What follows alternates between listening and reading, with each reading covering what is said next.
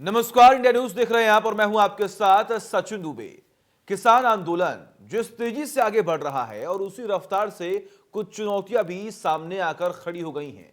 आंदोलन बनाम भाजपा किसान संगठनों के नेताओं के सामने यही पहली चुनौती है। दूसरा, कांग्रेस पार्टी से आंदोलन की दोस्ती, यह भी किसान नेताओं के लिए गले की फांस बनी हुई है। कांग्रेस किसान आंदोलन के इस मुद्दे को पूरी तरह भुनाना चाहती है और इसलिए कांग्रेस प्रदेश भर में किसान पंचायत कर रही है। बिजनौर में आज प्रियंका गांधी वाड्रा किसान महापंचायत करने जा रही हैं, तो वही फर्रुखाबाद में सलमान खुर्शीद किसान पंचायत में पहुंचे हैं। बीजेपी कांग्रेस पर राजनीतिक हित साधने के लिए किसानों के कंधे का सहारा लेने का आरोप लग रहा है और खुद को किसान हितैषी बता रही है। लेकिन यूपी सरकार ने गन्ना किसानों को बड़ा झटका भी दिया। सरकार ने इस बार भी गन्ने का भाव नहीं बढ़ाया है, जिससे किसानों में खासा नाराजगी देखी जा रही है। किसान नेता राकेश टिकैत ने कहा कि गन्ना मूल्य का मुद्दा भी आंदोलन में उठाएंगे और कांग्रेस को बैठे बिठाए एक और मुद्दा मिल गया। प्रियंका गांधी ने कहा कि यूपी सरकार ने गन्ना किसानों की दुर्गति कर दी है। ऐसे में बड़ा सवाल है कि क्या किसानों का हितैषी बीजेपी सरकार है या फिर अगर हम बात करें कि कांग्रेस है। ऐसे में लगातार कई सारे सवाल खड़े किए जा रहे हैं कि क्या लगभग 3 दशक से अधिक हो चुके हैं और कांग्रेस का वनवास लगातार जारी है और इस आंदोलन के जरिए अब कांग्रेस अपने वनवास को खत्म करना चाह रही है। कांग्रेस लगातार किसान पंचायत कर रही है। आज बिजनौर, हाथरस में किसानों की महापंचायत और फर्रुखाबाद में किसान पंचायत है। बिजनौर कांग्रेस महासचिव प्रियंका गांधी वाड्रा महापंचायत को संबोधित करेंगी। हाथरस में आरएलडी नेता जयंत चौधरी किसानों को संबोधित करेंगे और फर्रुखाबाद में किसान पंचायत में पूर्व विदेश मंत्री सलमान खुर्शीद और पूर्व सांसद राकेश सचान पहुंचे।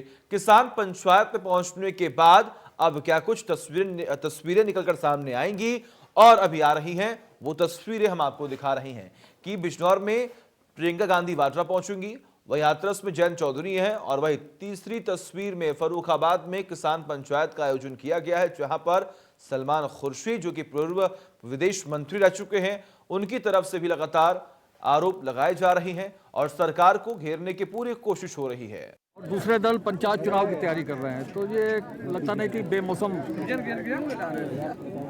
देखिए, आंदोलन का कोई मौसम नहीं होता। आंदोलन आज 75 दिन पूरे कर रहा है। ये आंदोलन लंबे समय तक चलेगा, इसलिए कांग्रेस इस आंदोलन के साथ है और जन जागरण अभियान चला करके आंदोलन को समर्थन भी दे रही है और पूरी तरह से किसानों के साथ कांग्रेस खड़ी है। जी आप सिंबल से लड़ाओगे, कैसे लड़ाओगे? आपको आदेश आ गए? नहीं, अभी आदेश नहीं आए। जब ऐसा है अध्यक्ष जी के सामने, मैं वो कुछ नहीं कह सकता हूँ, मुझे नहीं कहना चाहिए। तो लगातार तमाम आरोप लगाए जा रहे हैं। आरोप ये कि आखिर किसानों के जरिए कांग्रेस अपनी नींव को मजबूत करना चाहती है। किसानों के जरिए कांग्रेस ये चाहती है कि एक बार फिर से उत्तर प्रदेश में कांग्रेस की वापसी हो सके और सत्ता पर काबिज हो सके। लेकिन क्या इन तमाम रणनीतियों से सीएम योगी या फिर कहें कि बीजेपी को टक्कर दे सकती है कांग्रेस? एक बड़ा सवाल है। इसी के साथ ही साथ सियासत के हर मोड़ पर हमने देखा है कि अगर कोई भी मुद्दा प्रकाश में आया तो विपक्ष सरकार को घेरने की पूरी कोशिश करता है और हर एक मुद्दे को बड़े ही जोरों शोरों के साथ उठाने की कोशिश करता है। लेकिन आज के वक्त में एक तरफ जब दिल्ली के तमाम बॉर्डर्स और अलग अलग राज्यों में किसानों ने अपना रुख साफ कर दिया कि हम चाहते हैं कि तीनों कृषि कानून वापस हो और एमएसपी पर अलग से कानून बने, अब सरकार टिकी हुई है कि हम किसानों में ये विश्वास पैदा करेंगे कि ये जो तीनों कानून हैं वो बिल्कुल सही हैं, किसानों के हित में हैं और उन्होंने ये भी जिक्र किया है कि हम तीनों कानूनों को रद्द नहीं करेंगे लेकिन बदलाव जरूर करेंगे। तो लगातार तमाम तस्वीरें और पल पल की अपडेट के साथ साथ आखिर सियासी घमासान किस तरीके से मचा हुआ है यह भी लगातार हम आपको बता रहे हैं। आज इसी पर हमारे साथ बात करने के लिए एक विशेष पैनल जुड़ा हुआ है। सबसे पहले मैं डिबेट जो है वो ओपन कर दूं। हमारे साथ विजय खेरा जो कि बीजेपी से प्रवक्ता है। आपका बहुत बहुत स्वागत है विजय जी। अभिषेक वाजपेयी जो कि प्रवक्ता है कांग्रेस से, आपका भी बहुत बहुत स्वागत है विजय वाजपेयी जी। और इसी के साथ साथ आलोक वर्मा जो कि किसान नेता है वो भी जुड़े हुए हैं। आलोक जी आपका भी बहुत बहुत स्वागत है। सबसे पहला सवाल अगर मैं बात करूं तो विजय खेरा जी आपसे करना चाहूंगा यहां पर। विजय खेरा जी, कांग्रेस लगातार सक्रिय होती हुई दिखाई दे रही है। लगभग 3 दशक के बाद जो वनवास कांग्रेस को भुगतना पड़ा था, वो वनवास अब किसान के आंदोलन के जरिए खत्म करने की पूरी कोशिश हो रही है। देखिए, राहुल गांधी सारा पूरा विश्वास अपना खो चुके हैं। अभी देखिए, उन्हीं की एक प्रवक्ता ने, उनकी एक नेता ने अभी राजस्थान में अभी बोला है कि कैसे भी हो इस आंदोलन को जिंदा रखना है, चाहे शराब पिलानी पड़े किसानों को, चाहे कोई खर्चा उठाना पड़े, चाहे कुछ देना पड़े, पर जिंदा रखना है। बिल्कुल।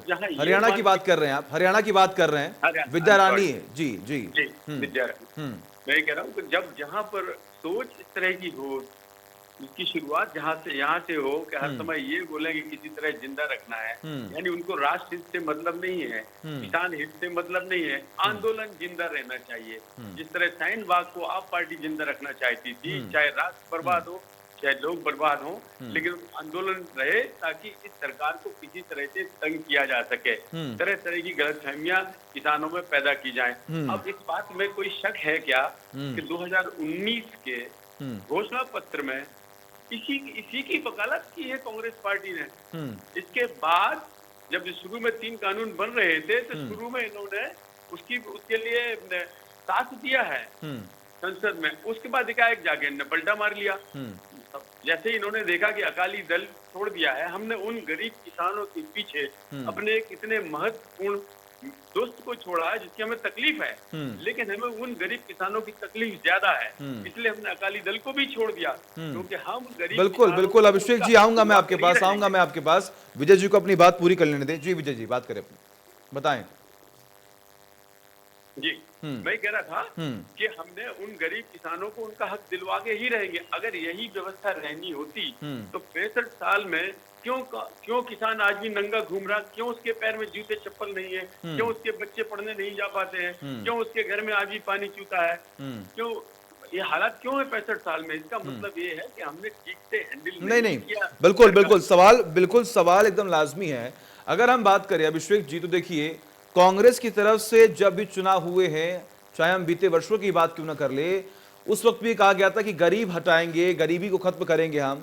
लेकिन आखिर गरीबी खत्म कहां हुई? अगर गरीबी खत्म हुई होती तो आज ये मुद्दा होता ही नहीं। और आज लगातार जो किसान विरोध कर रहे हैं, वो जो जमीन पर बैठे हुए हैं, सड़कों पर बैठे हुए हैं, संसद तक पहुंच जा रहे हैं विरोध करने के लिए। और अब जैसा तमाम बयानबाजियां हो रही हैं, और अगर हम बात करें तो विजय जी ने भी यहां पर जिक्र किया कि हरियाणा की कांग्रेस की नेता हैं विद्या रानी, उन्होंने भी ये जिक्र किया है कि हमें आंदोलन को जिंदा रखना है, चाहे कुछ भी हो, चाहे राशन लगे, चाहे पानी लगे, या फिर शराब क्यों ही न लगे। तो इसका मतलब तो साफ हो रहा है कि आपको तो किसानों के हित में नहीं, आपको तो ये चाहिए कि आखिर हम इन आंदोलन के जरिए किस तरीके से उत्तर प्रदेश में अपनी नींव को मजबूत करें और एक बार फिर से सत्ता पर काबिज हो।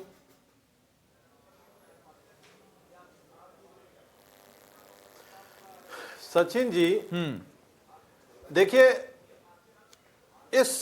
उनका ये बयान उनका अपना पर्सनल बयान हो सकता है, इसका कांग्रेस से कोई लेना देना नहीं है।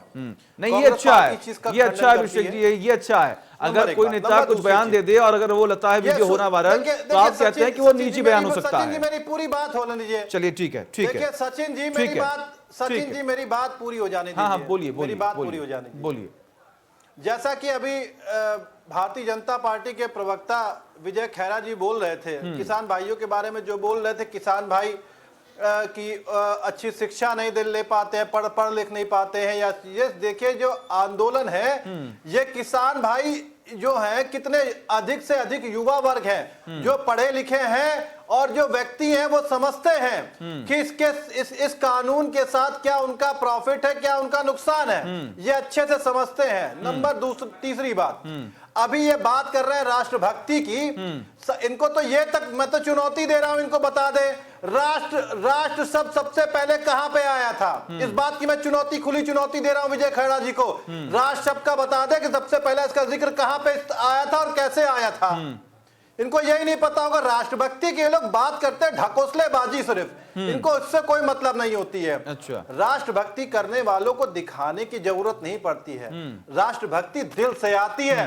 हमें ढोल नगाड़े पीटने नहीं है, हमें बताना नहीं है कि हमने क्या किया है देश के लिए। अरे हम वही लोग हैं जो, आपको याद होगा कि जब कांग्रेस की सरकार बनी थी, जब बांग्लादेश पे हमने विजय हासिल की थी, सेना ने विजय हासिल की थी, तो हमने अटल बिहारी वाजपेयी जी को यूएनओ भेजा था, अपना प्रतिनिधि ने कोई नहीं भेजा था, अटल बिहारी वाजपेयी जी को भेजा था।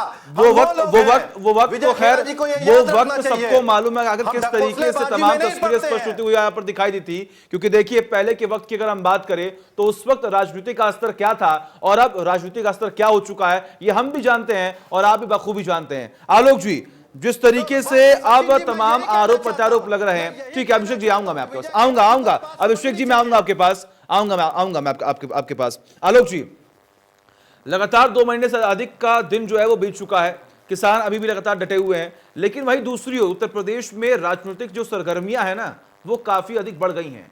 किसानों ने पहले यह कहा कि हमें किसी भी राजनीतिक दल का सहयोग नहीं चाहिए, लेकिन तमाम राजनीतिक दल इस आंदोलन का सहयोग ले रहे हैं। पार्टी और चाहे कोई भी संगठन ही क्यों ना हो, वो इस पूरे आंदोलन का फायदा उठाकर उत्तर प्रदेश में अपनी सत्ता पाने की पूरी कोशिश कर रहे हैं। इसको आप किस तरीके से देखते हैं? देखिए सचिन जी, ऐसा है कि ये किसानों का एक प्योर आंदोलन है, इसमें राजनीतिक दल की कोई हिस्सेदारी है नहीं। अगर कांग्रेस कहीं किसान पंचायत कर रही है तो अच्छी बात है, विपक्ष में है, कांग्रेस अपनी पंचायत करे। हमारे किसानों की अगर वो बात को उठा रही है तो विपक्ष का तो काम ही है कि गलत के लिए आवाज उठाना। मैंने आपको पहले भी बताया कि हमारे इस किसान आंदोलन में ना तो हम राजनीतिक दलों को मंच दे रहे हैं और ना माइक दे रहे हैं। तो अगर हमारे समर्थन में कोई काम करते हैं तो हमें इससे कोई परहेज नहीं है, लेकिन हम अपने आंदोलन में उनको जगह नहीं दे रहे हैं।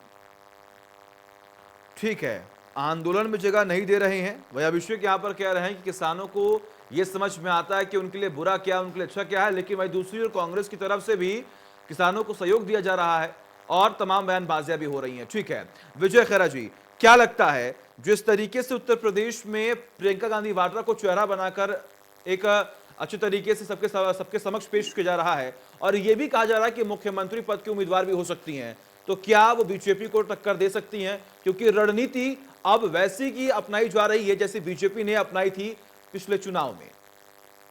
अब रणनीति कोई सी भी अपनाए हो, जनता में भारतीय जनता पार्टी की पैठ अब इतनी गहरी है, जनता का विश्वास इतना गहरा हो चुका है कि ये कहीं पासिंग में चुनाव लड़ने लायक भी नहीं आ पाएंगे। तीनों पार्टियां इकट्ठी हो गए चुनाव लड़के देख लें, अगर बहुत ज्यादा इनको है तो अब की बार मैं कहता हूँ तीनों चारों पहले भी देख चुके, फिर देख लें।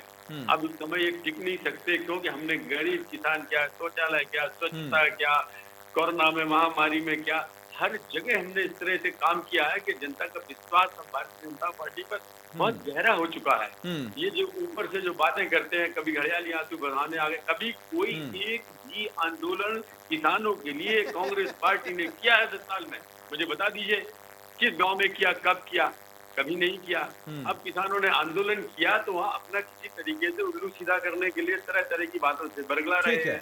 अभिषेक जी एक चीज समझ में आएगी मेरे को कि तमाम बीजेपी के जो नेता हैं या फिर वो प्रवक्ता हो, विजय खेरा जी की बातों से ये समझ में आ पा रहा है कि कितने कॉन्फिडेंस हैं वो, और कॉन्फिडेंट होने के बाद अगर हम बात करें तो आप इस कॉन्फिडेंस को तोड़ेंगे कैसे? क्योंकि देखिए आपके लिए भी आने वाले वक्त में चुनाव जीतना ना बहुत मुश्किल होने वाला है।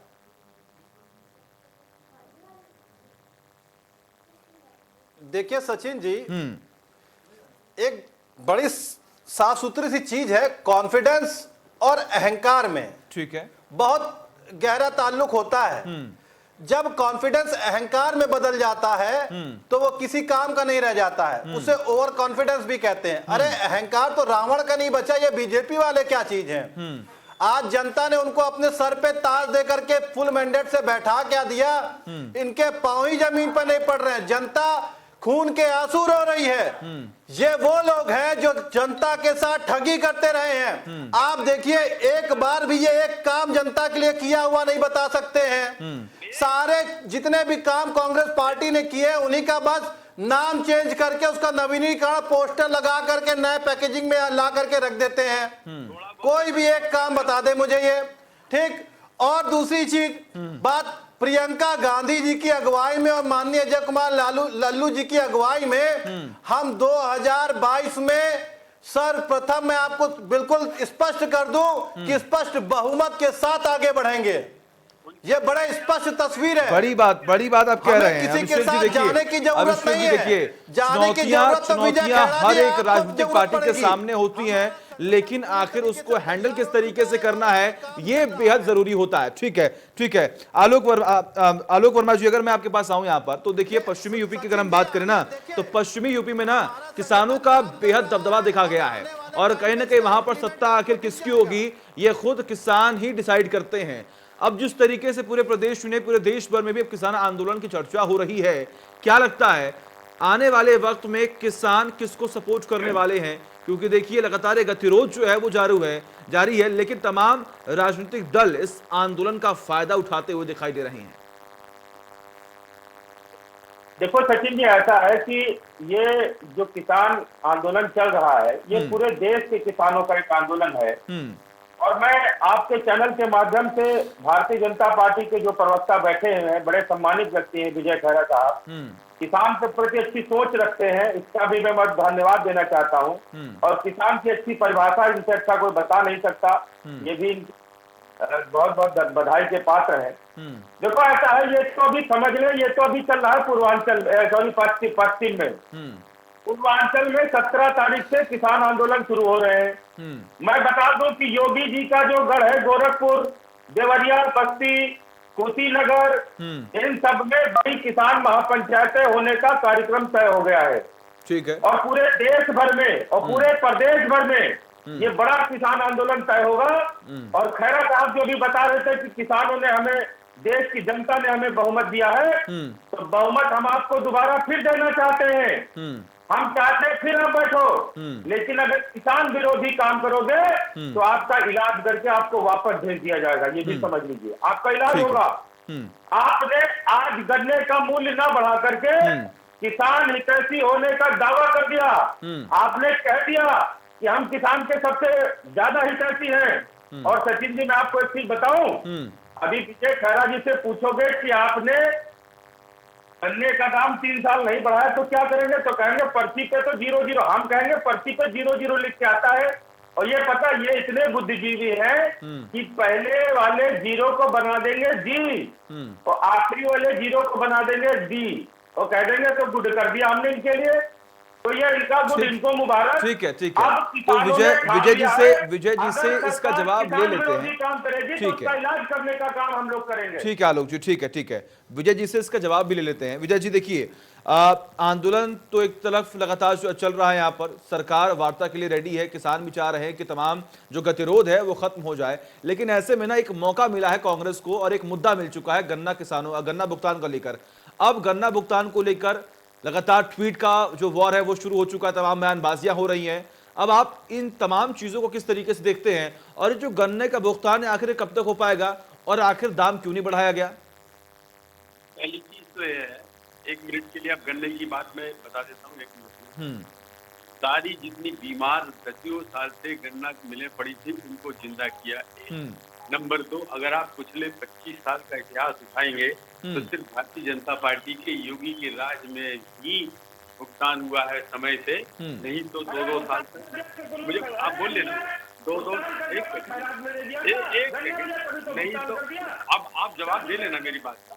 नहीं तो 2-2, 3-3 साल, 5-5 साल तक भुगतान नहीं हुए हैं। अब की बात जब ये समय से भुगतान होने लगा है, अब थोड़ी बहुत देरी की बात मत कीजिएगा, और सारा भुगतान हो गया। अब सवाल है ये कि हमने वही रेट पर गन्ने का मूल्य रखा है।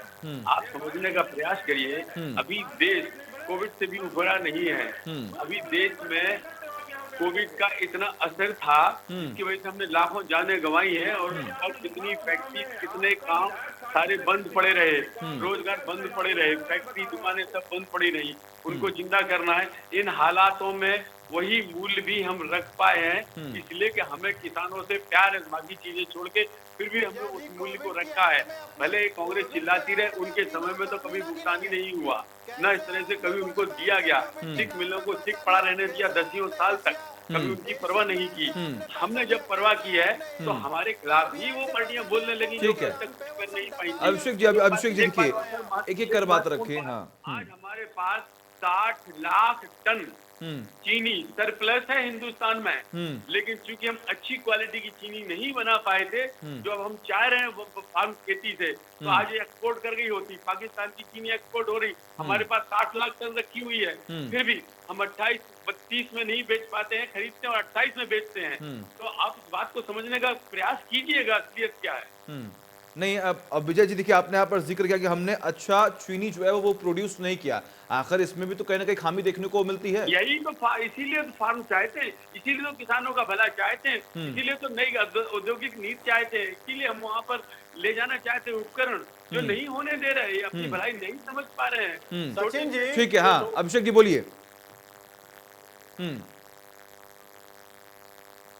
सचिन जी, विजय जी भूल जाते हैं कि बातों को झूठ बोलना बहुत आसान है, लेकिन उसको सही फिगर में दिखाना बहुत कठिन होता है। आप देख लीजिए, जो चीनी बनती है, आप उसी जगह मॉल में चले जाइए, एक से A1 क्वालिटी की आपको चीनी मिलेगी, और उसमें कैटेगराइज होती है, एक नहीं 3 कैटेगरी की चीनी मिलती है। और बात कर रही है इस तरीके से 25 रुपया खरीद के गप मत हाकिए यहाँ पर बैठ के। सारी चीनी हम भी खाते हैं, तुम भी खाते अरे हो। बस कीजिए विजय जी, और आप बोल रहे हैं कि बाहर हम नहीं भेज पाते हैं, पाकिस्तान की चीनी की बात कर रहे हैं। अरे झूठ उतना बोलिए जितना डकार सके आप। आप तो ठीक है, ठीक है अभिषेक जी और विजय जी, ठीक है झूठ बोलना बंद कर दीजिए विजय जी, झूठ बोलना किसानों के ठीक है, साथ ठीक छल है करना अभिषेक बंद जी, कर विजय दीजिए। जी, ठीक है, ठीक है, वक्त दे, यहाँ पर वक्त दे। आलोक जी, जानकारी आपको तमाम नहीं मुद्दों है। पर, ठीक है अभिषेक जी, मैं आऊंगा आपके पास। अभिषेक जी, विजय जी, आऊंगा मैं आपके पास, आऊंगा मैं आपके पास। आलोक जी, सवाल मेरा आपसे यहाँ पर यह है कि देखिए, तमाम गतिरोध के बीच में जब आरोप लगते हैं कि पूर्व की सरकार ने काम नहीं किया, वर्तमान की सरकार जो है वो काम नहीं कर रही है, तो आखिर किसान किसके पास जाएगा? क्योंकि किसानों की समस्या तो लगातार बढ़ रही है, और एक तरफ वर्तमान सरकार ये कह रही है कि हम लगातार कार्य कर रहे हैं, तो वही जो पूर्व में सरकार थी वो ये कह रही है कि हमने कार्य किया, वर्तमान की सरकार बिल्कुल काम नहीं कर रही है। देखो सचिन जी, ऐसा है कि ये देश एक लोकतंत्र के सिस्टम से चलता है। हम कह रहे हैं कि जब पिछली सरकारें काम नहीं करती तो उनको जल्दी से आलोक वर्मा जी, जल्दी से, टाइम की बहुत कमी है। सुन लीजिए, जब पिछली सरकार काम नहीं करी तभी तो उठा के भाजपा को लाया गया, लेकिन इन्होंने ऐसा किसान के गले में फंदा डाल दिया कि वो किसान न कुछ कहने के लायक बचा, न मरने के लायक बचा। ये विजय खैरा जी कॉर्पोरेट के जो है एक प्रकार से एजेंट है, ये कंपनियों को बढ़ावा देंगे, कॉर्पोरेट एजेंट है। इनके कम से कम 20 कंपनी होगी इनके पास जो किसान को लूट करने का काम कर रही है। धान में इनकी कंपनियों ने, सुन लीजिए, धान में इनकी कंपनियों ने किसानों के साथ लूट की, ये ऐसे बताएंगे। और उसके बाद किसान की परिभाषा देंगे कि किसान फटेहाल है। अरे आप गोबर खा रहे हो क्या? आप तो दाल चावल खाते हो, किसान का ही उपज खा रहे हो, आप गोबर खाते हो। ठीक है, तो किसान विक्रम मत बोलिए। ठीक है, ठीक है आलोक जी, ठीक है आलोक जी, ठीक, ठीक है आलोक जी, ठीक। आप तीनों का बहुत बहुत शुक्रिया, आपने अपना कीमती वक्त हमें दिया। अभिषेक वाजपेयी जी आपका बहुत बहुत शुक्रिया, विजय खैरा जी आपका भी बहुत बहुत शुक्रिया, और आलोक वर्मा जी आपका भी बहुत बहुत शुक्रिया। क्योंकि देखिए, लगातार तमाम तस्वीरें स्पष्ट होती हुई यहाँ पर दिखाई देती है, आरोप प्रत्यारोप का सिलसिला शुरू होता है, किसान परेशान है, किसान ये चाहता है कि हमारी जो तमाम समस्याएं हैं वो जल्द से जल्द खत्म हो, और गन्ना का जो पैसा बाकी है वो तमाम किसानों को मिल जाए। लेकिन भाई दूसरी ओर कांग्रेस, जो लगातार 3 दशक से वनवास झेल रही थी, वो अपने वनवास को खत्म करने के लिए किसानों को जरिया बना रही है या नहीं, इस पर भी हमने विचार किया। लेकिन आने वाले वक्त में अब क्या कुछ होगा ये देखना बेहद दिलचस्प होगा। वक्त है छोटे से ब्रेक का, खबरों का सिलसिला लगातार जारी है।